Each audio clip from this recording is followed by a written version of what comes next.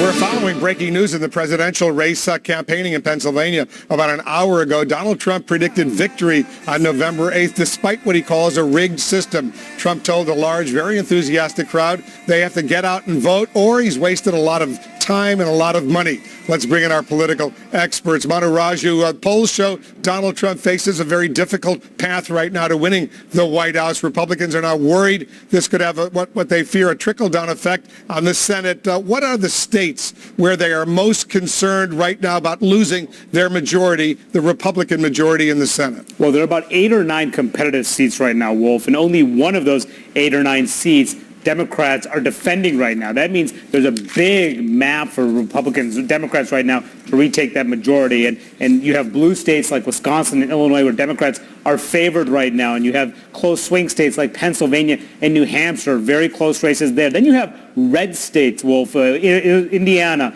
Missouri, North Carolina, all in the toss-up category. If they can win 4 seats, assuming that Hillary Clinton wins, they take back the majority. So right now, there is a lot of room for them to run. And what's really helping them at the moment is the fact that Donald Trump is struggling and in a lot of these states. And if he loses big, if he loses by 7, 8, 9 points, it'll be very, very difficult for those down-ticket Republicans to run significantly ahead of the top of the ticket. So that's why you're seeing a lot of Republicans distancing themselves from Donald Trump right now and making that argument that they're a check. They could be a check against a Clinton White House, hoping that could convince Republican voters to reelect them. Yeah, that's a critically important development.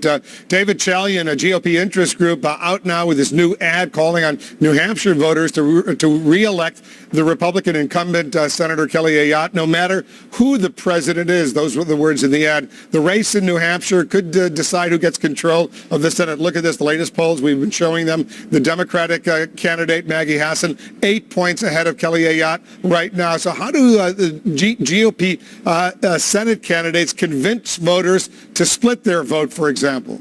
Well, you referenced this ad, and that's one of the ways that you see Republicans trying to convince people to split their votes by saying, hey, you need to have a check on what could be a Democratic White House. We've seen this in New Hampshire in that race right there with what Dana Bash reported about the Chamber of Commerce ad. This is a stalwart Republican ally that is basically putting an ad together that presumes a Clinton victory because it says you must have a check on whatever's coming out of the White House. That's one way to do it. And in a state like New Hampshire, well, there's some tradition and history of ticket splitting there.